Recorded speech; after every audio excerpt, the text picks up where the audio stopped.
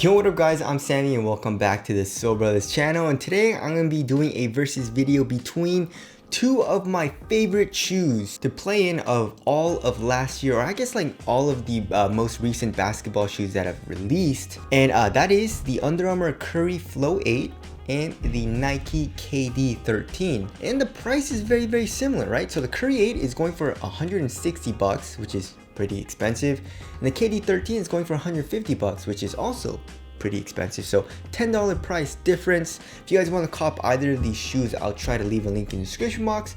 But let's get it started off with the Tracciones, and the traction on both of these shoes is top tier. It's godly, guys. The Curry 8, I would say, even stops a little bit harder than the KD 13. Like, this foam is just ridiculous on how fast it stops, right? It almost stops a little too hard, and like when I stop, sometimes it hurts my foot just because of how hard the stop is, right?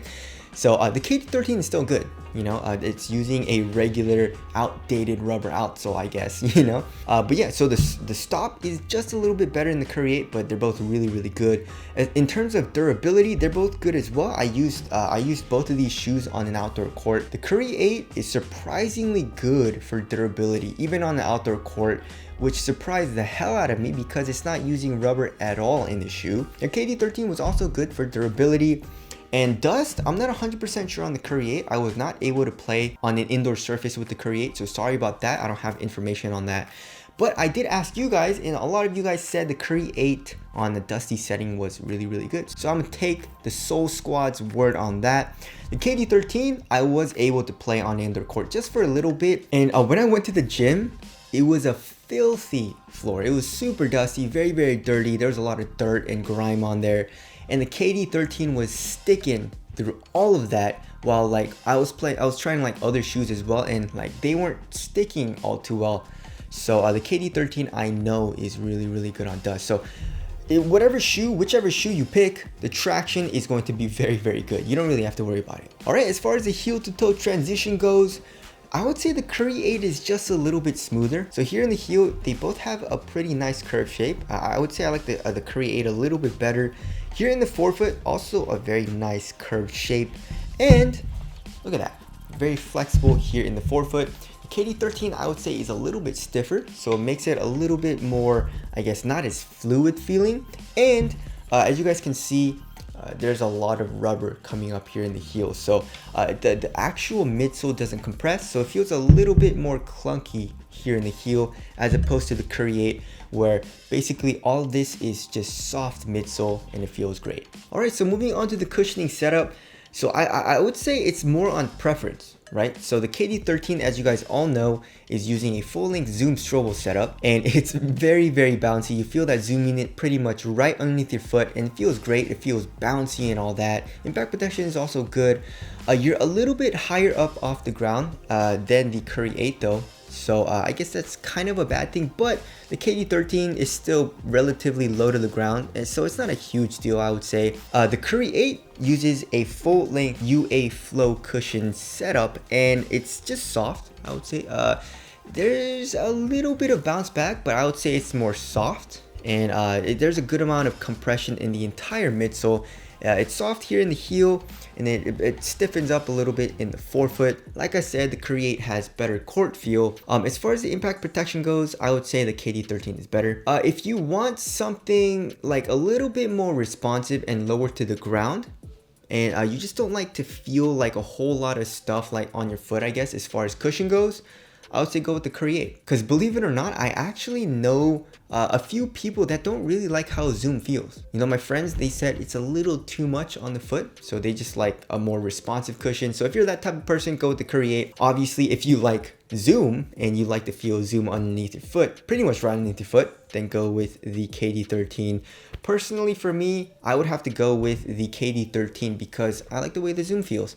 But to be honest, I can go with the Curry 8 any day as well. All right, moving on to the materials, it's not even a debate. The Curry 8 is 100 times better. It feels just as minimal and just as thin as a KD 13, but this knit material is just cozier and a little bit softer as well. The KD 13 feels a little bit more, I guess, like, or actually way cheaper actually. And also I love this stretchy collar and stretchy like material here in the midfoot where the tongue's supposed to be. That just stretches over your foot and feels great.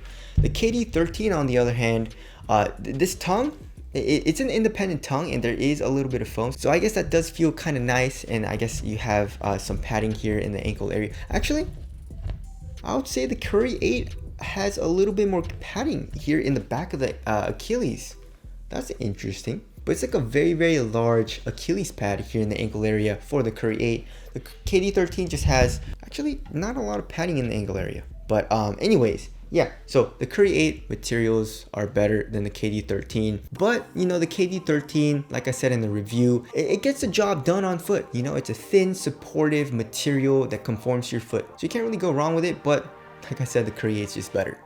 All right, as far as the fit goes, go true to size for the KD13 and go up half a size for the Curry 8. It runs short. But the KD13 is also super duper snug. You know, so if you don't like to have a super duper snug fit, I would suggest going up half a size. But it wasn't the length though. You know, the length was good, true to size for me.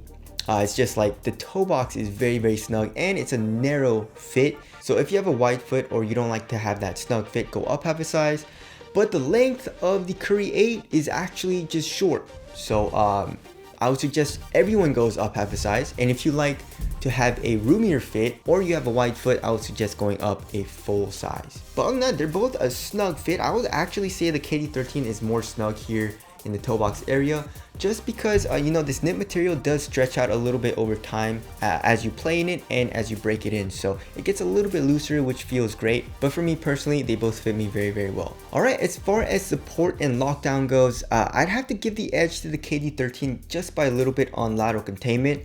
So if you guys can see the KD13, your foot is just not going to go anywhere. You have a lot of things here in the KD13 acting as a lateral counter.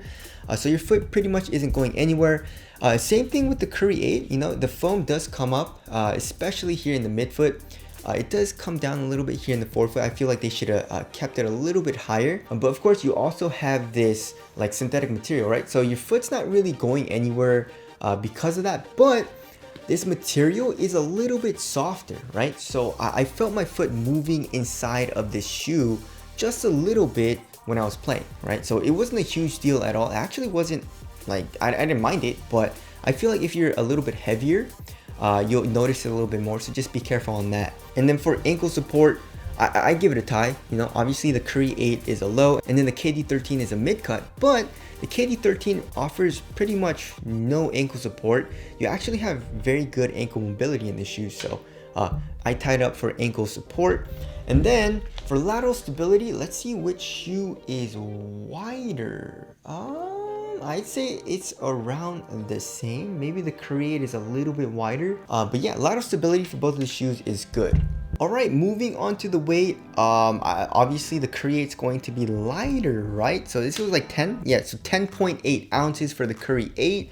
The KD13, I feel like was like 11 or 12. Oh, 12.56 ounces. So it's around an ounce and a half to 2 ounces heavier than the Curry 8. And yeah, you definitely feel the weight. Obviously, all the weight is probably coming from this rubber outsole. And I feel like if you remove the rubber outsole from the shoe, it would probably be the same weight as the Curry 8. So the Curry 8 is just, I guess, a little bit more advanced as far as technology goes, I guess. The Curry 8 definitely does feel lighter, but it doesn't feel like that much more minimal just because of how thin the material is in both of the shoes. The KD13 though does feel a little bottom heavy, especially here in the heel.